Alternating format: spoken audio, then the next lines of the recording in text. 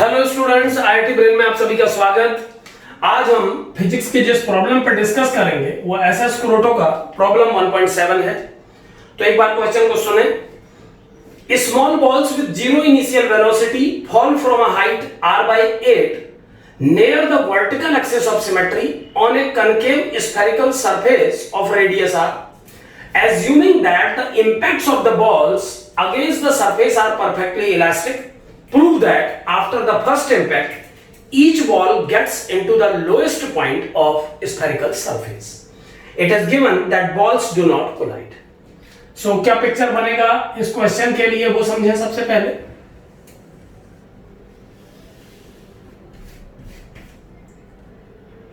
ये एक concave spherical surface है जिसका रेडियस r गिवन है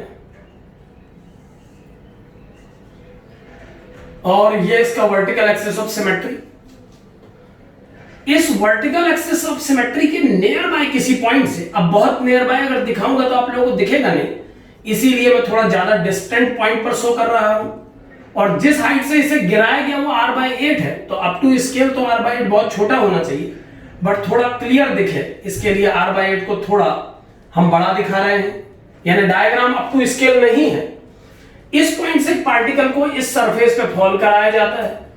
प्रूफ करना है कि after the first impact ball get into the lowest point of the spherical surface. आपको प्रूफ करना है कि ये बॉल यहां इंपैक्ट लेने के बाद सबसे बॉटम मोस्ट पॉइंट पर आके टकराएगी।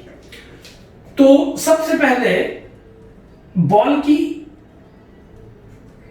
कोलिजन इस सरफेस पर इलास्टिक है और इस पॉइंट पर इलास्टिक सरफेस कोलिजन के लिए नॉर्मल का रोल ये लाइन प्ले करेगी, यानी ये जितने एंगल पर बॉल टकराएगी इस लाइन के साथ उतने ही एंगल पर रिबाउंड करेगी। यानी कुछ ऐसा पिक्चर बनना चाहिए।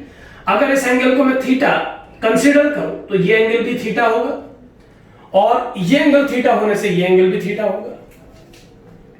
अब यहां पर क्लियर समझे, ये लाइन मैंने बैक में बढ़ा के सेंटर तक इसीलिए पहुंचाई क्योंकि किसी भी सरफेस पर नॉर्मल का रोल जो लाइन प्ले करती है वो रेडियस ही होती है। स्फेरिकल सरफेस पर रेडियस ही नॉर्मल होती है सरफेस के किसी भी पॉइंट पर। तो ये सेंटर से पास होगी क्लियरली, और जितने एंगल पर नॉर्मल के साथ ये पार्टिकल इंपैक्ट लेगा उतने ही एंगल पर रिबाउंड हो जाएगा। इसका रीजन है कि कोलिजन इलास्टिक है। तो चूंकि कोलिजन इलास्टिक है इसलिए angle of incidence angle of reflection के बराबर होगा। जिस एंगल पर टकराएगा पार्टिकल उसी एंगल पर वापस लौट जाएगा। एक बात यहां पर और बताता हूं कि ऑप्टिक्स में भी जब हम किसी रे को प्रिंसिपल एक्सिस के बहुत क्लोज लाके सरफेस पे फॉल कराते हैं तो वो रिफ्लेक्ट होने के बाद एक पॉइंट से पास होती है प्रिंसिपल एक्सिस के, एक पॉइंट पर कट करती है प्रिंसिपल एक्सिस के, जिसकी डिस्टेंस पोल से r/2 होती है और हम उसे फोकस डिफाइन करते हैं। तो ऑप्टिक्स में भी फोकस का कांसेप्ट केवल पैराएक्सियल रेजेस के लिए डिफाइन होता है और इस क्वेश्चन में भी राइटर ने पार्टिकल को फॉल कराया है बिल्कुल वर्टिकल एक्सिस के नियर बाय पॉइंट पर। तो ये दोनों बातें मैच करती हैं आपस में, यानी ऑप्टिक्स के कांसेप्ट को इस क्वेश्चन को सॉल्व करने के लिए यूज किया जा सकता है। तो जिन की कांसेप्ट को हम यूज करेंगे इस क्वेश्चन में, उसमें पहला है law of reflection. Law of reflection at spherical surface और second equations of motion. Equations of motion, so equations of motion तो इस क्वेश्चन में यूज होंगी ही, मैकेनिक्स प्रॉब्लम है। और law of reflection at spherical surface, यानी जो रे प्रिंसिपल एक्सिस के पैरेलल आके सरफेस पर टकरा रही है वो रे इस सरफेस से रिफ्लेक्शन के बाद प्रिंसिपल एक्सिस के जिस पॉइंट पर कट करेगी वो r/2 डिस्टेंस पे होगा पोल से। इस फैक्ट को हम यूज कर रहे हैं। ये बात याद रहे, ज्यादा डिस्टेंस से आने वाली जो रे होती है प्रिंसिपल एक्सिस के पैरेलल, वो रिफ्लेक्शन के बाद जिस पॉइंट पे इंटरसेक्ट करती है प्रिंसिपल एक्सिस को वो r/2 नहीं होता है। F = r/2 फॉर्मूला ऑप्टिक्स में केवल उन्हीं रे के लिए ट्रू है जो प्रिंसिपल एक्सिस के क्लोज और पैरेलल इंपैक्ट लेती है सरफेस पे। तो लॉ ऑफ रिफ्लेक्शन यूज करेंगे, इक्वेशंस ऑफ मोशन यूज करेंगे। अब प्रॉब्लम कैसे सॉल्व होगी देखें। जब ये पार्टिकल r/8 हाइट से गिरता हुआ इस पॉइंट पे इंपैक्ट लेगा तो जिस वेलोसिटी से वो इंपैक्ट लेगा उसे कैलकुलेट किया जा सकता है थर्ड इक्वेशन ऑफ मोशन से। इस इक्वेशन में अगर हम वैल्यू पुट करें तो v square equal to 0 square plus 2 minus ji J cap dot minus h J cap. H ये हाइट है और वर्टिकली अपवर्ड डायरेक्शन को स्केलिंग में जे वेक्टर कंसीडर करते हुए मैंने डाउनवर्ड डायरेक्शन में ग्रेविटी को माइनस जे से शो किया है, और डिस्प्लेसमेंट इस पॉइंट से इस पॉइंट तक डाउनवर्ड है तो उसे भी हमने माइनस से शो किया है। अब यहां पर ध्यान दें, v square equal to 2 minus ji J cap dot H J cap, solve करने पर यह आ जाएगा 2gh, j dot j is 1 and minus minus plus. So जिस वेलोसिटी से ये बॉल इंपैक्ट लेगी सरफेस पे वो वेलोसिटी √2gh होगी, और चूंकि इंपैक्ट इलास्टिक है तो स्पीड चेंज नहीं होगी, यानी इंपैक्ट की स्पीड जितनी होगी उतनी ही रिबाउंड की स्पीड भी होगी। सो √2gh से ये पार्टिकल इस पॉइंट पे इंपैक्ट लेके रिबाउंड होगा। अब √2gh स्पीड से ये पार्टिकल रिबाउंड लेता हुआ ग्रेविटी के कारण इस पाथ पे चलता हुआ इस पॉइंट पे टकराएगा, ऐसा हमें प्रूव करना है। तो कैसे ये बात जस्टिफाई करें, उसके लिए हम सेकंड इक्वेशन ऑफ मोशन को पहले एक बार समझते हैं। According to second equation of motion, s vector equal to u vector t plus half a vector into t square. यहां पर s वेक्टर डिस्प्लेसमेंट है, u वेक्टर t वेलोसिटी और टाइम का प्रोडक्ट है, और हाफ a dash vector t square acceleration से associated term है। इन तीनों टर्म्स का वेक्टर में क्या मीनिंग है और कैसे ये तीनों मिलकर के वेक्टोरियली प्रेजेंट करते हैं मोशन को, एक बार उसे समझते हैं। तो इस डायग्राम में अगर मैं इस बात को आपको समझाऊं तो इस पॉइंट से प्रोसेस स्टार्ट हुआ है और फाइनली इस पॉइंट पे इंपैक्ट प्रूव करना है, तो डेफिनेटली यहां से यहां तक का जो डिस्प्लेसमेंट वेक्टर है वो ये होगा। यानी इस डायग्राम में एस वेक्टर का रोल ये लाइन प्ले कर रही है जो कि ए से लेकर बी तक है। वेलोसिटी का डायरेक्शन ये है इनिशियल, जो कि लॉ ऑफ रिफ्लेक्शन के कांसेप्ट से जिस पॉइंट पे आके मिला है वो r/2 डिस्टेंस है, क्योंकि ये रूल है कि जो रे प्रिंसिपल एक्सिस के पैरेलल आती हैं वो प्रिंसिपल एक्सिस को फोकस यानी r/2 पे कट करती हैं, और ये फोकस की डेफिनेशन r/2 ट्रू भी केवल पैराएक्सियल रेजेस के लिए है। तो ये वेक्टर, ये डायरेक्शन u वेक्टर की है, तो डेफिनेटली ये वेक्टर यहां पर u डैश t को शो कर रहा है, ये वेक्टर u t को शो कर रहा है। तो इस डायग्राम का a पॉइंट से लेकर f पॉइंट तक बनने वाला ये जो af वेक्टर है ये एक्चुअल में u वेक्टर t है। So s vector equal to u vector t plus gravity की डायरेक्शन, क्योंकि एक्सेलरेशन का रोल ग्रेविटी प्ले कर रहा है इस क्वेश्चन के लिए, तो ग्रेविटी की डायरेक्शन में काम करने वाला ये जो वेक्टर है, ये वेक्टर इस क्वेश्चन के लिए हाफ at स्क्वायर वेक्टर का रोल प्ले कर रहा है। यानी इस प्रॉब्लम में ये s वेक्टर है, और by equations of motion, second equation of motion, s vector equal to u vector t plus half at square होता है।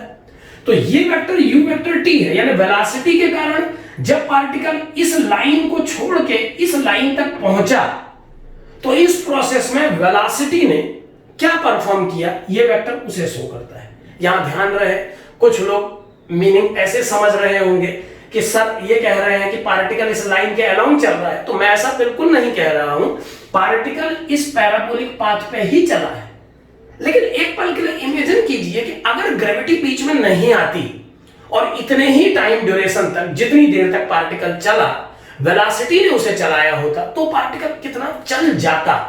तो उस डिस्प्लेसमेंट को शो करता है u वेक्टर t। एक्चुअल में गैलीलियोस इक्वेशन में u वेक्टर t बिना एक्सेलरेशन के इफेक्ट को कंसीडर किए इंडिपेंडेंटली वेलोसिटी के द्वारा दिया गया डिस्प्लेसमेंट ही होता है, और एक्सेलरेशन के आने के बाद जो एडिशनल डिस्प्लेसमेंट मिलता है वो डिस्प्लेसमेंट हाफ at स्क्वायर से दिया जाता है। तो एक्चुअल में Galilean second equation s vector equal to s1 vector plus s2 vector होती है, जिसमें s1 वेक्टर वेलोसिटी के द्वारा ट्रेवल डिस्प्लेसमेंट होता है और s2 वेक्टर एक्सेलरेशन के इफेक्ट से ट्रेवल होने वाला डिस्प्लेसमेंट होता है।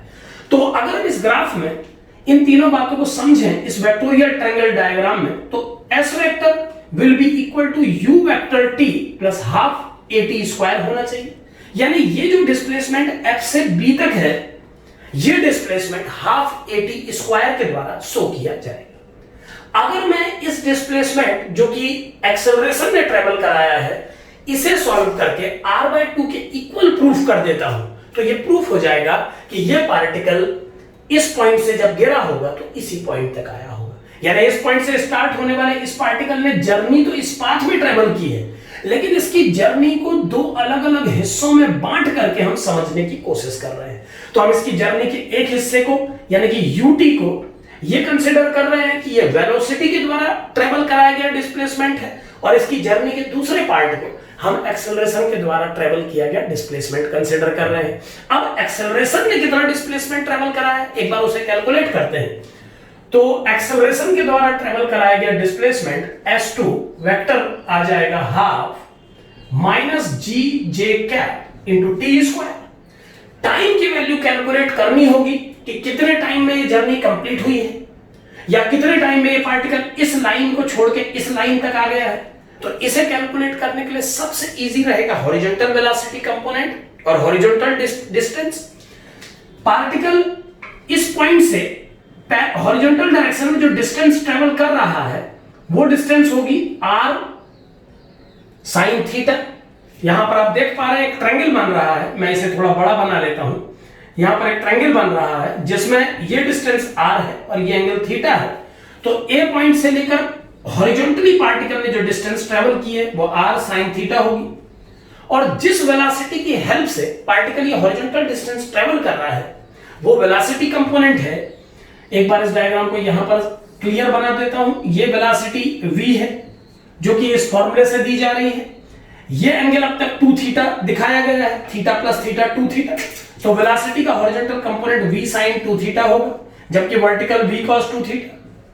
सो जिस हॉरिजॉन्टल वेलोसिटी से पार्टिकल बढ़ रहा है हॉरिजॉन्टल डायरेक्शन में वो v sin 2 थीटा है, और जिस डिस्टेंस को ये ट्रेवल कर रहा है वो r sin थीटा है। यहां पर केवल हॉरिजॉन्टल वेलोसिटी और हॉरिजॉन्टल डिस्टेंस को यूज किया जा रहा है क्योंकि हॉरिजॉन्टल डायरेक्शन एक्सेलरेशन से इंडिपेंडेंट है, और इन टर्म्स को यूज करके टाइम को इजीली कैलकुलेट किया जा सकता है।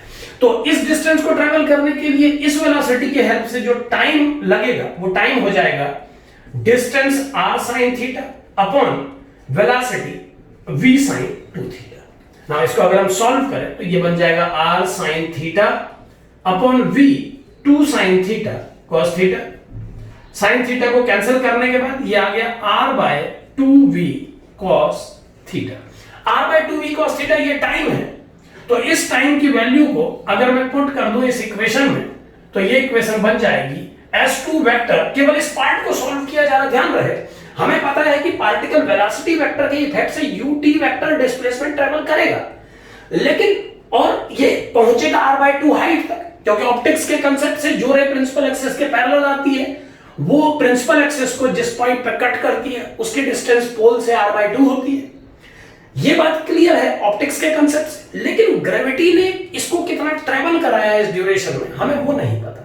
तो हम इसी पार्ट को कैलकुलेट कर रहे हैं कि ग्रेविटी ने इसे कितना डाउनफॉल करा है। अगर हम इस वैल्यू को r/2 ले आते हैं तो ये प्रूफ हो जाएगा कि ये पार्टिकल इसी पाथ पे चलता हुआ बॉटम तक ही पहुंचेगा। तो इस t की वैल्यू को पुट कर देते हैं इस सेकंड पार्ट में। इसे मैं s vector equal to s1 vector plus s2 vector consider कर रहा हूं। So s2 vector equal to half minus gj vector into time square. Time square is r by 2v cos theta whole square. So s2 vector की value इतनी आ गई, तो इसका numerical magnitude निकाल लेते हैं। इसका न्यूमेरिकल मैग्नीट्यूड आ गया half g r square upon v square cos square theta into 4। 2 2 4 और 2 8, तो इसको मैं 1/8 से चेंज कर देता हूं। सो फाइनली जो ग्रेविटी ने ट्रेवल कराया इसे वो डिस्प्लेसमेंट यानी वो डिस्टेंस की वैल्यू आ रही है, वो मैग्नीट्यूड आ रहा है 1/8 g r square upon v square cos square theta. अब ध्यान दें ये टर्म थीटा पे डिपेंड कर रहा है, इसका मतलब अलग अलग पोजीशन से फॉल कराए गए पार्टिकल का ये वर्टिकल डिस्प्लेसमेंट अलग अलग होगा। तो चूंकि हमसे कहा गया है इस प्रॉब्लम में कि आप पार्टिकल को बिल्कुल नियर बाय फॉल कराएंगे, तो ये क्लियर है कि अगर मैं इस पार्टिकल को नियर बाय पॉइंट पे फॉल करा रहा हूं तो इस थीटा की वैल्यू टेंड्स टू 0 होगी।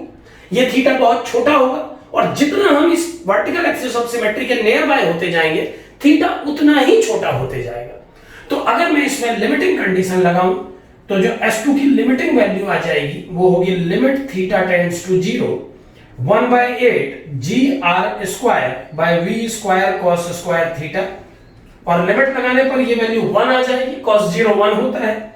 सो जो डिस्प्लेसमेंट ट्रेवल हुआ वो है GR square upon 8V square. GR square upon 8V square, V की वैल्यू हमें पता है √2GH और H का वैल्यू R/8 है। तो पहले H का वैल्यू R/8 इसमें पुट कर देते हैं, यह आ जाएगा √2G R/8, 2 4 जा 8, it is √GR/2, 4 square root से बाहर आकर 2 बन जाएगा। यह V की वैल्यू इस इक्वेशन में पुट करने पर जो S2 का मैग्नीट्यूड आया वो आ गया S2 mod is equal to GR square upon 8 and square of velocity it is GR/4, numerator पे चला जाएगा। V स्क्वायर इज GR/4, सो 4 को मैंने अपर शिफ्ट कर दिया, G कैंसिल, R से R कैंसिल हो जाएगा और फाइनली आ जाएगा R/2, 4 2 जा 8। तो ये बात बिल्कुल क्लियर समझे कि इस पार्टिकल को ग्रेविटी R/2 डिस्टेंस ट्रेवल कराएगी। यहां पर मैं बार बार बोल रहा हूं, बच्चे इस बात को समझने की कोशिश करें कि जो vector S equal to ut plus half at square का कंसेप्ट है उसके अनुसार अगर वेलोसिटी और एक्सेलरेशन इंडिपेंडेंटली परफॉर्म करे तो इसे ट्रायंगल लॉ से शो किया जा सकता है। इस ट्रायंगल लॉ में, ये ट्रायंगल में हम देख पा रहे हैं ये जो डिस्प्लेसमेंट है ये ut है और ये हाफ at स्क्वायर है और ये इन दोनों का रिजल्टेंट s वेक्टर है। कई बार इस तरीके से समझाने पर स्टूडेंट ये सोचता है कि पार्टिकल पहले यहां आया फिर वो यहां से यहां गिरा, तो ऐसा नहीं है। पार्टिकल अपने पैराबोलिक पाथ पे ही चला है। ये इस थीम को अंडरस्टैंड करने के लिए हम इसे ट्रायंगल लॉ से कनेक्ट करके समझने की कोशिश कर रहे हैं।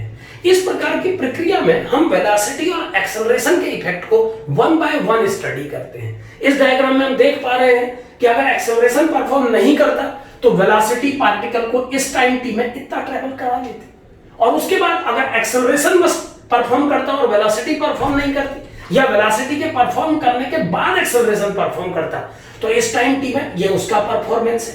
तो एक डिस्प्लेसमेंट वेलोसिटी का ट्रेवल डिस्प्लेसमेंट है, एक एक्सेलरेशन के द्वारा ट्रेवल डिस्प्लेसमेंट है और ये इन दोनों का रिजल्टेंट है। तो पार्टिकल चला अपने पैराबोलिक पाथ पे ही है लेकिन उसके डिस्प्लेसमेंट्स को हमने वेलोसिटी और एक्सेलरेशन में 2 पार्ट में ब्रेक करके स्टडी किया है। तो ऑप्टिक्स के कंसेप्ट से हमें ये पता लगा कि ये पार्टिकल जब इस पॉइंट पर टकराएगा तो ये जो लाइन में आगे बढ़ा रहा हूं ये कितनी डिस्टेंस पे जाके मिलेगी। इस रिबाउंड डायरेक्शन को जब मैंने आगे बढ़ाया तो ये कितनी डिस्टेंस पे जाके मिलेगी, ये हमें लॉ ऑफ रिफ्लेक्शन से पता लगा। एंगल ऑफ इंसिडेंस बराबर एंगल ऑफ रिफ्लेक्शन, और इसके अलावा F इक्वल टू R/2 जो रे प्रिंसिपल एक्सिस के पैरेलल आती है वो इंपैक्ट के बाद प्रिंसिपल एक्सिस को फोकस पे कट करती है, और नियर बाय रेजेस के लिए, पैराक्सियल रेजेस के लिए F की वैल्यू R/2 के बराबर होती है। दूसरी बात, फिर हमने ये पता लगाने की कोशिश की कि इस पॉइंट से इस पॉइंट तक t टाइम में ग्रेविटी ने कितना ट्रेवल कराया, तो वो वैल्यू R/2 कैलकुलेट हुई। इसका मतलब ये पार्टिकल इस पैराबोलिक पाथ पर चलता हुआ जिस पॉइंट पर पहुंचेगा वो पॉइंट इस स्फेरिकल सरफेस का बॉटम मोस्ट पॉइंट ही होगा। ये क्वेश्चन जो बनाया गया है ये केवल नियर बाय डिस्टेंसेस के लिए ही ट्रू है। लिमिटिंग कंडीशन लगा के ही इसे सॉल्व किया जा सकता है, अदरवाइज थीटा का टर्म इस क्वेश्चन की डिस्टेंसेस को इफेक्ट देगा। तो इस तरीके से आप इस प्रॉब्लम को समझ सकते हैं। Thank you.